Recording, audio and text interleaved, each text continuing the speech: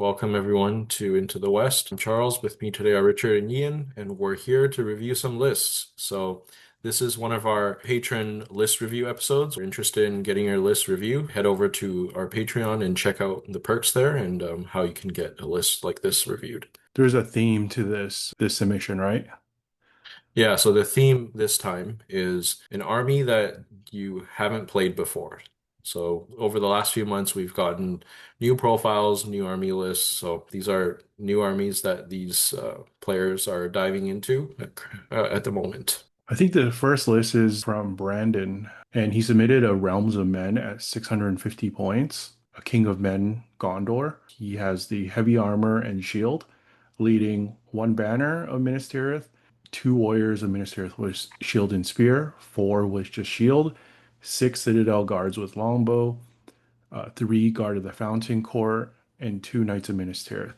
In the second warband, we have King of Men Numenor with heavy armor, lance, and shield, leading 12 warriors of Numenor with shield and spear, six with longbow, and then capping it out with a Gondor Avenger bolt thrower.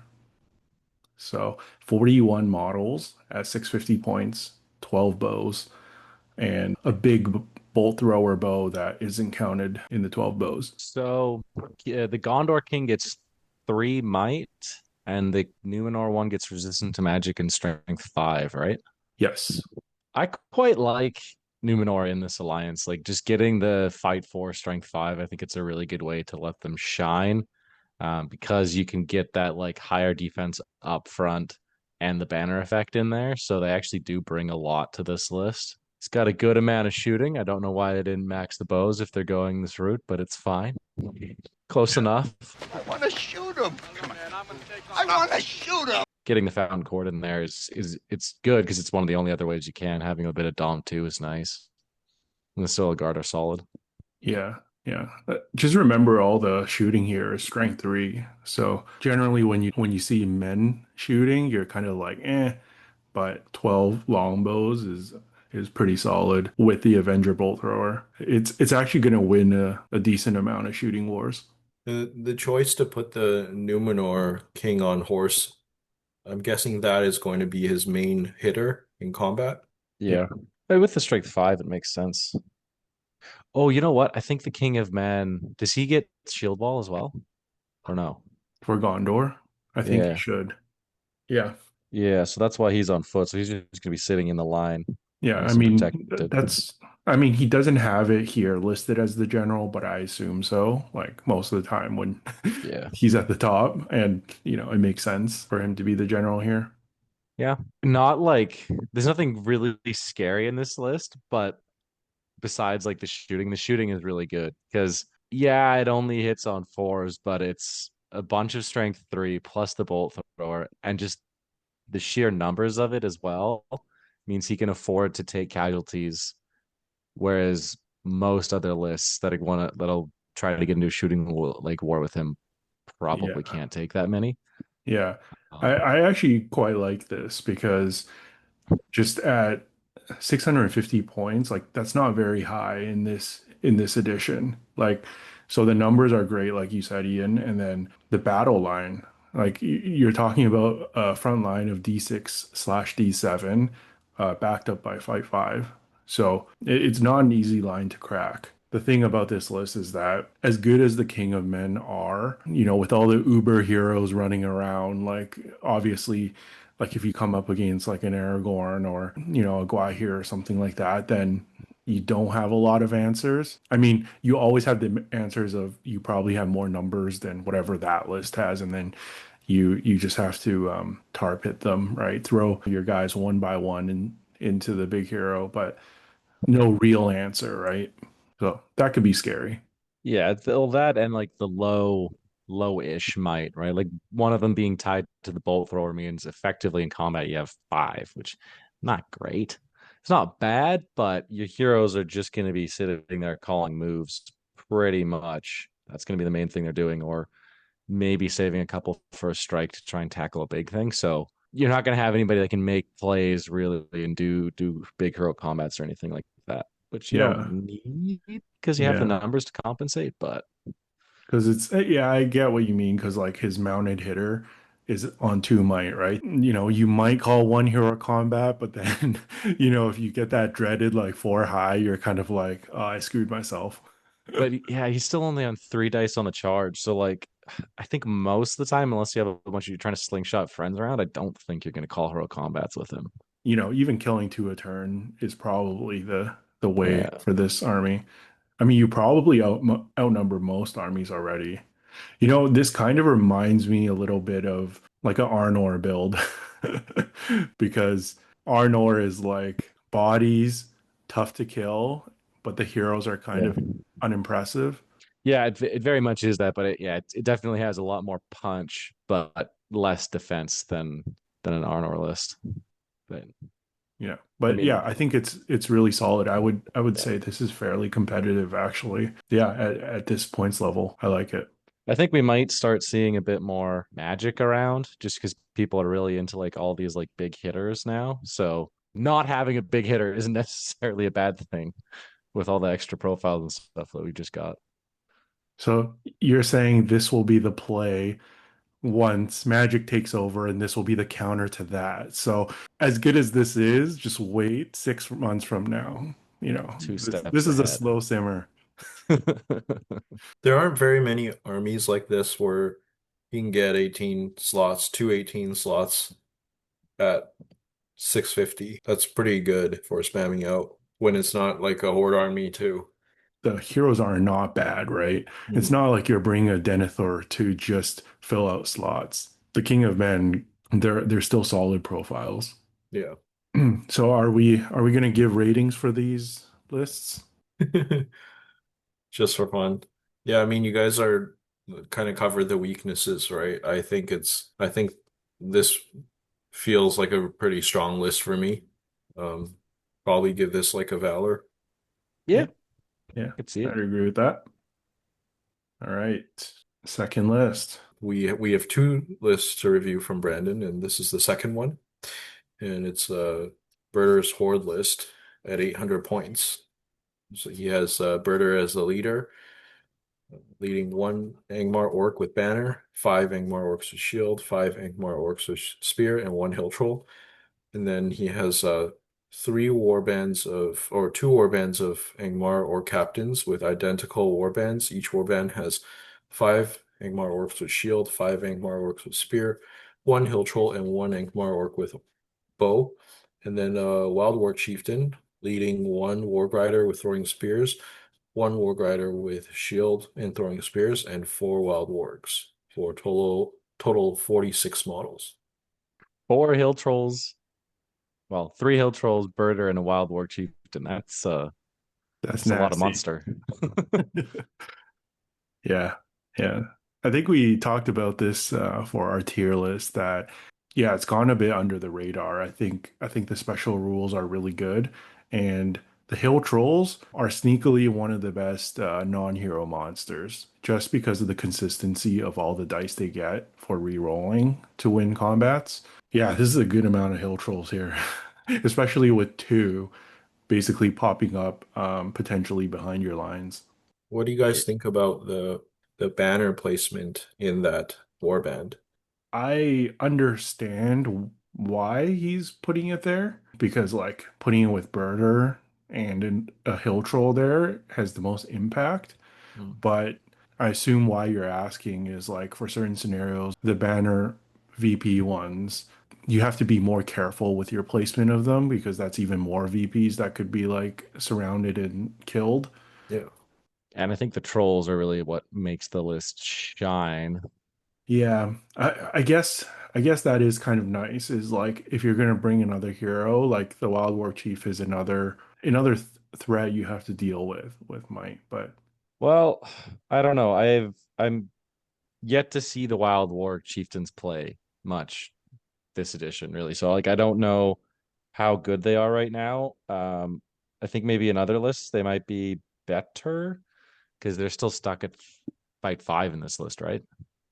yeah, yeah, So there's a lot of fight five running around. I don't know.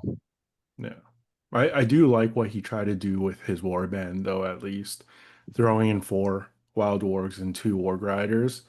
So that's like almost like a specialized unit that works off each other, highly mobile unit. Oh. You want the numbers to be around that, right? You don't want to be 40 or below. So to have the double banner, you probably need to give up one of your threats. And I think maybe to make the hill trolls more consistent, you do downgrade the Wild War Chieftain. I mean, I'm assuming he's there for objective play because he's Mhm. fast and he can but he can't grab objectives though, right? Because it's still a beast. So it's just for getting out and around the sides and like up and like recon or to the back and like domination or something. So the play that I see here is kind of like what I used to do back in the olden days with the Watcher in the Water and the Spider Queen, is because the Watcher in the Water was also deploy anywhere on the board model similar to Buhrdur. And the Spider Queen was the highly mobile supporting team where her spiders and bats would, if the Watcher was offensively deployed, you would like rush to back them up if you needed the emergency support. And I can kind of see that happening where if you really want to drop Birder somewhere like near the objectives, but this is a risky play because he could get surrounded, this warband could potentially get there in like 1 or 2 turns, right? I I guess I see the vision. It still looks scary, like double banner or not. The number of monsters. Yeah. Yeah. Yeah. All those trolls, like it's almost like an Eagles list, right? Like you need to flash kill a couple of them early on Yeah. or you're in trouble just because the attrition that they're going to put on you is going to happen really fast. And if you don't win priority against these monsters, then your heroes, none of your heroes are going to be doing it all game. Just Yeah. hurl, hurl, hurl, hurl. One for each hero. Because what intelligence are the hill trolls? They're reasonable, right? Yeah, it's nothing crazy high, but it's It's like a better six than, or a seven, I think. yeah, So, better than most trolls. which is it's not bad for them, right? So it's at least like a 50% chance every turn. Yeah, like you said, if you don't have priority, they're just gonna get knocked on their ass. So bye bye horses, bye bye a lot of other things. Yeah, yeah, Yeah, solid. I'd say this is a cool way to run Birder's Horde at higher points. I'm gonna give it the same ranking as where I placed it on the tier list, where I was arguing for Valor, so I'm gonna also give this a Valor. Yeah, like I see the argument as well. I think yeah, just the on the ambushing as well as all the monsters and stuff. It's very solid. It's just really good for objective play and everything else. I'll give Brandon the legend. I'm scared of facing four trolls in a 800 point list. Yeah, fair enough. Okay, so next we have a list from Trey, and Trey submitted a Garrison of Ithilien list. This is at 700 points. The leader is Faramir, leading 6 rangers with spear, 5 warriors ministerial with shield, 1 ministerial warrior with banner, and 2 knights. And then Damrod leading 7 rangers of Gondor, 5 warriors ministerial with shield, and then Madril leading 3 knights, 5 rangers of Gondor, and 3 warriors ministerial with shield, and then Frodo with Elven Cloak, Sting, Mithril, and Sam with an Elven Cloak. That's a total of 42 models. Yeah, this is interesting. I mean, the shooting still, the signature for this army. So I think probably this army would have done a little bit better in the first 6 months with the scenarios that we had. I mean, 18 shots plus the 3 heroes, so 21.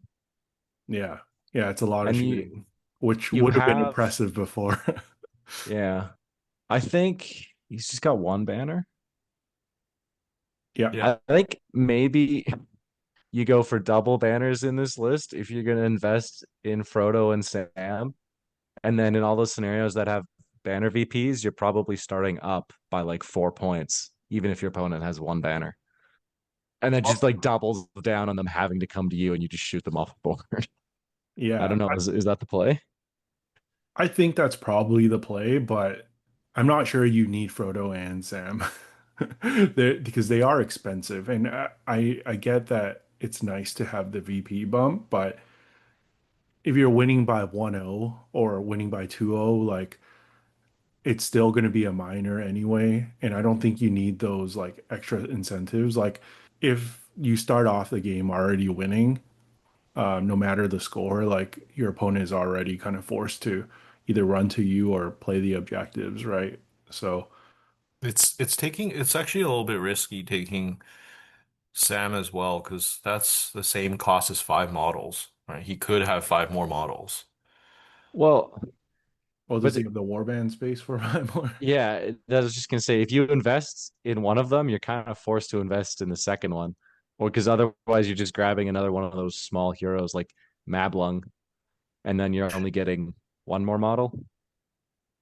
So it's kind of like as soon Oh, as you invest in hmm. Frodo, you have to invest in Sam at this point's level at At least. this point's level, right? Yeah. I guess if it was maybe a little higher or lower. I mean, I think it's solid. I'm curious how it would play in some of the new scenarios. I think it can be very strong in certain pools, but I'm envisioning the ones that you have to rush to the center, and it's very important to do Well, so as fast as possible. And then you're not going to get too much advantage from shooting. Like, can this army scrap well enough to win you games if you don't rely much on your shooting? it's not it's not bad in a scrap. It's still got solid numbers at 700. The Rangers are for the most part in the back as much as he could. Well, no, maybe it's just the one warband where they're all back, but he's also got 5 knights, three marching hero. He can move. It can run if it needs to. And to be fair, the numbers are pretty solid too. At 700 points, you're definitely getting above average. I mean, the ring isn't what it used to be, but Frodo still has heroic defense. He can still tar pit a hero for a couple turns fairly well.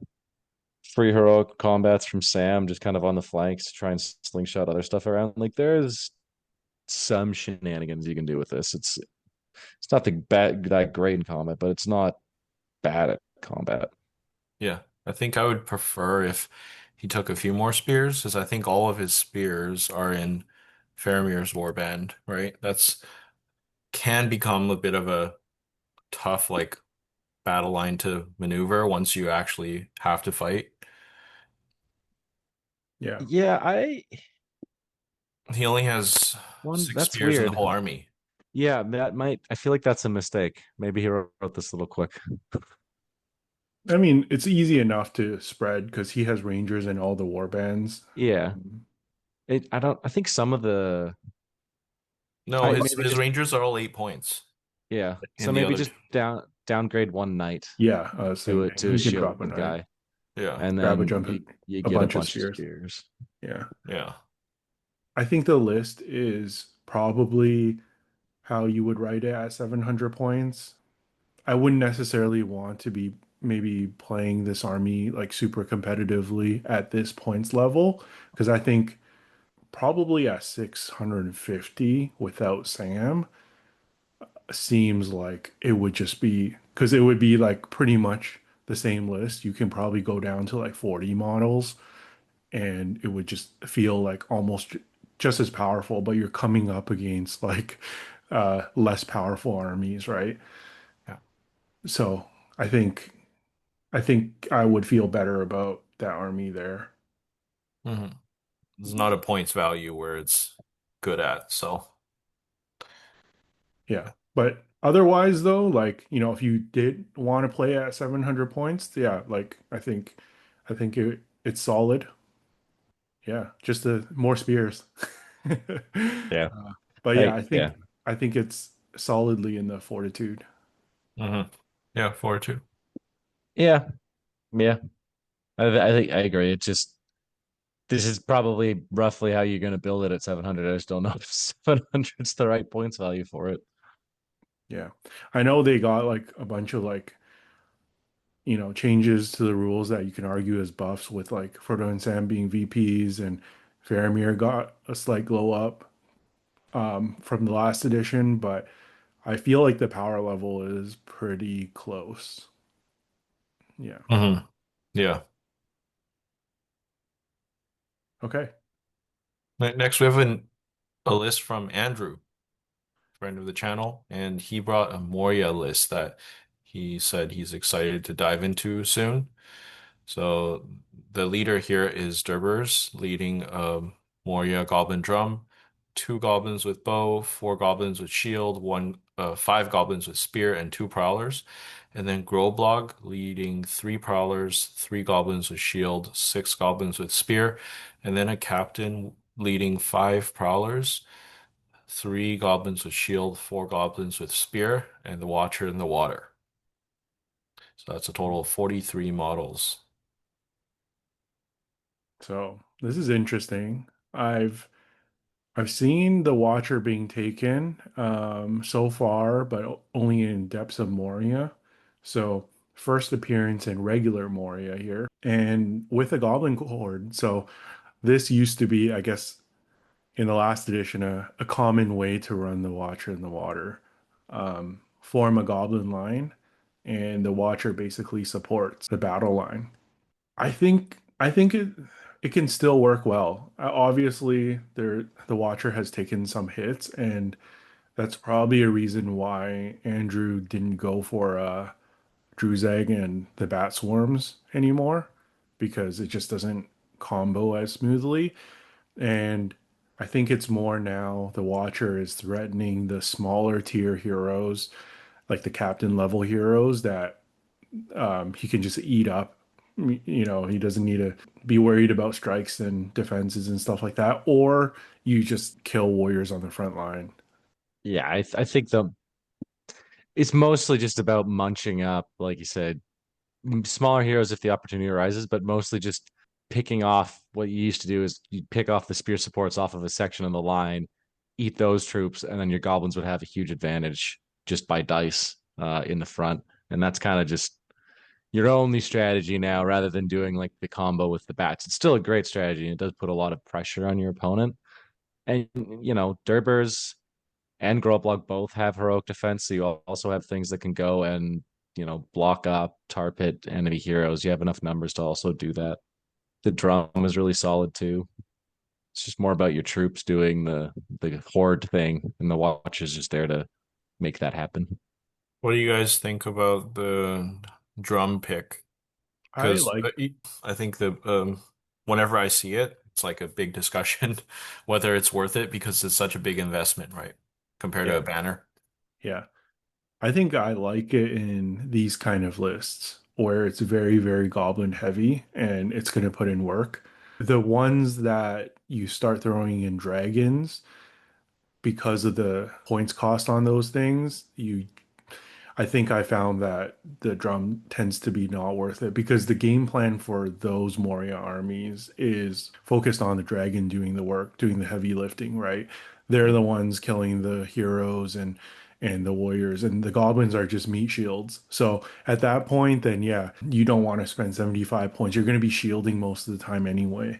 But in this one, the Watcher is not just going to carry you in certain matchups. Like your goblins need to be killing, and I think that's why he like put in prowlers as well, because that's when he wants his warriors to put in some work too.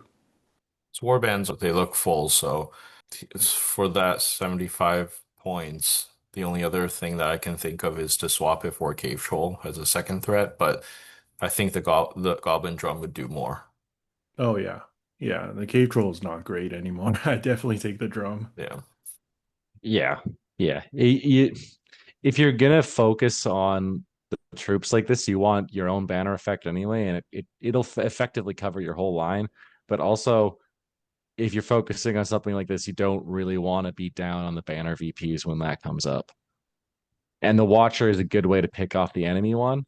So you should end up being up on that at most of the time, which helps a lot. So overall, I think I would give this list a Valor rating. I don't think it's as competitive as the Dragon build, but I still think it's solid. I'm willing to give it Valor, but that is weighted on how scary the Watcher was last edition. I haven't seen it played a whole lot this edition, so TBD. But yeah, it still is quite scary. Part of me wants to give this fortitude because just seeing how good the Watcher was last edition, but it's giving me a little bit of the bias, but I think I'm willing to go for a Valor. I think I like Andrew's the way he's written this and his plan here. Yeah. Well, the Watcher got worse, but goblins staying pretty much the same was almost a huge buff considering a lot of warriors costs increased and um Groblog definitely got better. Durbur's arguably got better. So yeah, it's some good and bad. Yeah, that Dom 2, but like bubble on Groblog's pretty cool for objective play. It's very nice. So now we have a Lothlorien list, and this one is from Thomas, 850 points. So for the leader, we have Celeborn leading 10 Gladrim warriors with shield and elven spear, and there's also Lorien guard. One banner and four guard the Gladrim court. And then we have Orphan leading six Lothlorien warriors with elf bow, three Gladrim warriors with shield, and one Gladrim knight with elf bow. And then we have Haldir with heavy armor, elven cloak, and elven bow, leading six Lothlorien warriors with elf bow, two Gladrim knights with shield, and four Gladrim warriors with shield. And then we have a captain leading three Gladrim warriors with shield, with for a total of 44 models. This is an interesting Lothlorien build because we've obviously ranked Lothlorien quite high.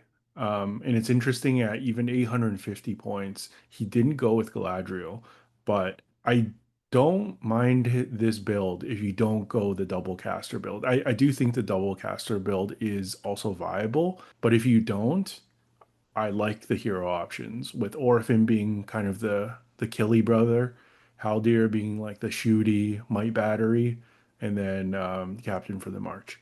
You could have one more bow. He said it. All right, relax, Ian. Yeah, no, it's interesting. I like the number of cav. I think in Loth you at least want at this point level at least three just to get the movement in there. It's a little sad you don't want to take Rumil and do the three brothers, but you do need the march in there just for the scenarios to be able to compete on a lot of those central objective ones. Yeah, it's really solid. The Lorien Guard bubble around Celeborn is going to be really, really good. Decent amount of fight six. It's a little sad you don't get any Sentinel in there, but this isn't really playing into the magic that much. It's mostly just about getting in the face and chopping up if the shooting doesn't work. Yeah, I mean, similar to the other army we were talking about, I definitely think the spear distribution needs to be changed a bit. If he is playing anything where he splits up his armies, the only spears are in Celeborn's warband. They all have spears basically, except for the banner, so that's a bit overload on there. So definitely, I think spread that out. I agree with Ian. I think it might be as much as I like the three cav, like it might be actually worth trading one and downgrading some things to get a Sentinel because in some ways a Sentinel is also board control. It just does it in a different way than the cavalry. So at 850 points, I do think if you're not going to take Galadriel, it probably helps at least to add another like aspect to the game. Because right now, Celeborn is like a mini caster, and the rest is just straightforward, right? Sentinel adds a little bit more tricks to your bag. They also combo really well with Celeborn because of his what's it called? Aura of Dismay now. There's one of them that stacks the -1 to the test. To the Intelligence terror test. test. To the terror test. Okay. I think that's the one that Celeborn has. So if you make because the Sentinels can make a little terror bubble, right? And then you combo that with Celeborn's the passive from him, so then it actually becomes a reasonably reliable terror wall if you need to like block off a section of the board. It's good, like you're saying, it's kind of good for board control. But I mean, Celeborn also does that with with Writhing Vines, which is solid. If you're comfortable dropping the model count down to like 40, which I know is a bit of a hit, you could definitely get. Would it be worth it to do that to get a second banner and a sentinel in there? Yeah, yeah, I can see that because with 40 to 44 elves anyway, you're gonna have a quite a long battle line, right? And you're gonna want the banner close to Celeborn's warband, so like all those elves are getting the +1 to wound, and likely Orphan, Haldir, and the captain will at least one or two of them will be fighting in a different area, right? So yeah, I mean at 850 points for most elf lists, I think double banner is probably a good idea. This is an interesting build. I Most of the time when I see Lothlorien, it's more well-rounded. This is like a to me this looks like a very skewed way of writing it, and I think maybe that could be a reason why he didn't take any Sentinels, where he's just trying to get as many bodies as possible and just going for kind of leaning into that +1 to wound bubble. And what do you guys think about leaning, like going the other direction instead of getting Sentinels and just going for the most numbers possible? Because this is pretty high numbers for elves, right? I mean, he kind of already is. The Yeah, only way he could yeah. not be is if he swapped Celeborn for like Rumil or something. Yeah, but then he wouldn't have the +1 to wound bubble. Yeah, we would. Yeah, I don't think that's the move. I think you you Yeah. always go Celeborn. Celeborn is Um, first take yeah, in this I army. don't think at this points level there is really a way to get the numbers much higher, right? Like, y- it, Yeah. yeah, like Orphan's Warband isn't maxed out, so you could swap the captain stuff in there, but then you if you drop the captain, you run out of Warband slots. So then, Because I see he's already taken the armor off the archers, right? So I guess he could take off like the Elven Cloak and maybe downgrade a knight and go up to like 46 or 40, something like yeah, that. But yeah, yeah, it's pretty it's kind close. of awkward. Like at 800, then yeah, you drop maybe one of the heroes, and then you max out the warbands to get some more toys. But at 850, you're kind of forced into going for that fourth hero. Yeah. Yeah. Or And like if you don't have that hero, you're going heavy into the cav and the sentinels. Then yeah. And I do think you have to take the captain though. Lothlorien definitely needs the march. yeah, I think it's a cool build. Probably some small tweaks here and there to make it a bit more efficient. I mean, to answer Charles's question, I think similar to like Calls of Thranduil, where we have plenty of experience with a 3 inch plus 1 a wound bubble, 40 versus 44 models, it doesn't really make a difference. Like the bubble is only going to cover a good like 6 to 8 guys most of the time anyway. mhm. So I think, yeah, obviously a few more numbers is always good for elves, but I think a little bit of more utility at 850 might be a good thing. But yeah, I think obviously very solid and Is it maybe also getting a valor? I okay, I'll say this, like with how it's like currently built, like maybe a Valor, but like with just some minor tweaks, I think the Sentinel thing and the second banner is more optional. I think there's some more discussion to it, but I think if he moved the spears around, so there's some spears in every warband, and like you said, maybe downgrade a knight, just basically get more spears in there in every warband. I think I could give this a legend because I think this is yeah, I think I disagree with Charles a little bit in that I think it's quite well rounded. There's a lot of answers to this. Just playing Horde elves, you have a bit of magic, you have good shooting, I mean, and you have killing potential with the +1 wound bubble. You got everything. I give this a legend if the spears were spread out a little more. So close. So Valor, but so close. Yeah, that's fair. Yeah, the Gladrian court don't have to be in Celeborn's warband. They're not restricted by anything, so they can go wherever. which is weird, but I think I'm the same as Charles. Yeah.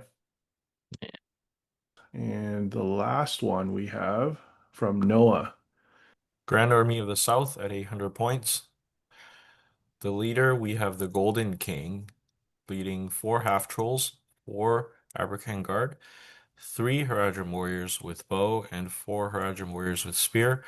And then we have Amdur on armored horse, leading 10 Easterlings with Easterling halberd and shield, and 5 black dragons with Easterling halberd. And then the Mahud King on war camel, leading 2 Haradrim raiders with bow and war spear, and 7 Haradrim warriors with bow. That's total 42 models. You could have one more bow.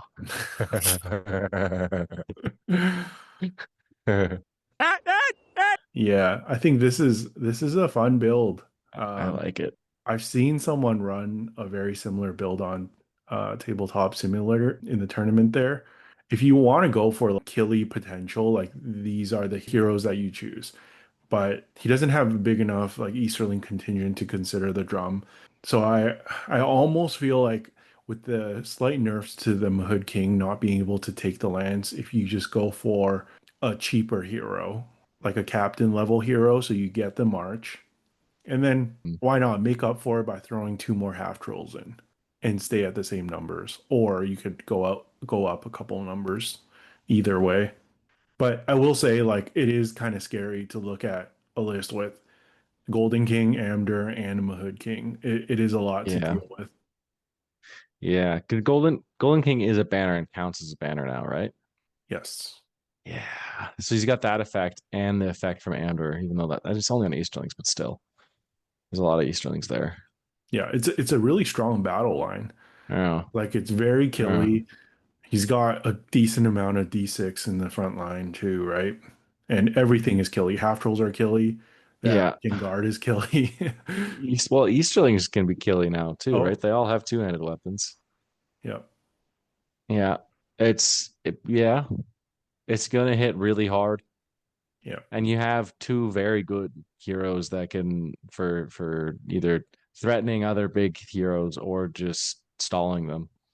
I mean, all three are pretty decent, right, at Yeah. fighting. Yeah. Like it's just the Mahud King is a little fragile because he's only on fight 5. And two wounds, 1 fate, but he can still just put the hurt on troops, right? Or threaten any kind of smaller heroes very, very easily. I like it. You, I like it a lot. you guys are saying solid battle line, but I also see a lot of D4. I mean, I'm just worried that this would be shot down because you don't have March and your numbers are about average, right? So, and you're not going to win the shoot war most of the time. So that could Yeah, be a weakness. that is the risk. I mean, half the list is D6 though. Hmm. I So mean, I think you can hide the D4 a little bit behind the D6 lines because the Easterlings will be like a solid chunk, and then the half trolls will be tanking Hmm. the other side of the line. So, I mean, yeah, there's probably going to be a couple in the ways. But yeah, I think that's why I would advocate the March instead of the Mahud King, just to mhm. cover that weakness a little bit. Yeah. This build is solid, but I think he's almost like leaning a little bit too much into the skew where if he Mhm. comes up against like a shooty army and a 12-inch deployment, yeah, like what Charles said, will probably come true and potentially get shot off the table.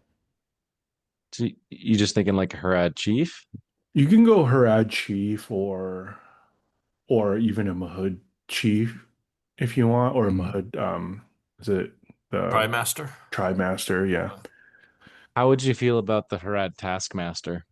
Uh, I I hate playing the odds for the I whipping, but I know, but the only thing is his special rule that is not keyword restricted, so he works on any heroes. It's still restricted heroic actions like move, shoot, and yeah. accuracy. Move, shoot, and March, march. sorry, March. Yeah. I mean, what Uh, it's like a um. 5 point difference. I'd probably Yeah, just rather get like the chieftain. it's fair. But yeah, I mean, I think either one. If you're like a gambler at heart, sure, go for the Trimaster. It's the same point, right? I think it's just Yeah. getting some movement in. And yes, you're trading a little bit of hitting power in the Mahud King, but if you throw in like a few more half trolls too, I think that makes up for it. Yeah. But yes, I think in its current Mhm. form, I will have to give it a Valor for Noah. Very, very fun army though, that I would be interested in playing myself at some point. I wanted to put it in Legend, and you kind of talked me out of it with the movement. Uh, Um, because yeah, if this like closes with you without taking many shooting casualties, or if it gets a matchup where it as the opponent has no bows, it's gonna have a field day. So yeah, now, so many of the new snares you have to run straight to the middle though. now that you said that, Noah's gonna give me crap in the Discord about me talking you out of the rating. Okay, yeah, no, I will go with the Valor just because, well, kind of what you said too, and also the Mahud King is still really good, but he lost the Lance, and his Fight 5 is not as good as it used to be. So he's still a very solid pick, but I think yes, it probably would be better if you got some kind of a march in there and maybe a few more half trolls. And the camel being what is it 25 is kind of Yeah, uh like borderline like we love camels, right? But at the same time it's hard to justify. Yeah. yeah, Yeah. I yeah, I almost think that if you want that impact mechanic in there, swap the 4 Aberkan Guard for 2 camels. Could be one way to go. Because it also threatens mounted heroes pretty well. So it gives you another tool there to deal with big threats. But yeah, I think I'm around where you guys are. I was thinking originally the opposite direction of Ian. I was actually thinking Fortitude at first because of the weaknesses, but I think I'm gonna bump it up to the Valor. So giving out a okay. lot of Valors today. Well, the average would have been in a Valor anyway. Yeah. Yeah. I think I like the core build. Why we rated Grand Army of the South so high in our other like ranking videos is because the Golden King and Amdur both already like great value, and the fact that they can bring a solid like battle line and they're both banner effects, right? it's it just makes it incredibly strong. Like even if you shut down Amdur and the Golden King, the Warriors are doing work, you know. Mhm. So it's like I like armies where it's not just on the heroes or not just on the warriors. Yeah. Shout out to our awesome Patreon community. Check out Patreon for more details, which includes extra perks like extra content and custom dice. I also want to shout out our sponsors. Check out the Baron of Dice website for a wide range of dice, including for Middle Earth. And check out the Mithril Brush painting contest dedicated to Middle Earth. We're doing a giveaway for all patrons who've entered by the end of the year. Links in the description below. All right, so these have been our list reviews for this episode of Patron List Reviews. Thank you all for submitting your lists, and thank you all for watching. We'll see you all next time.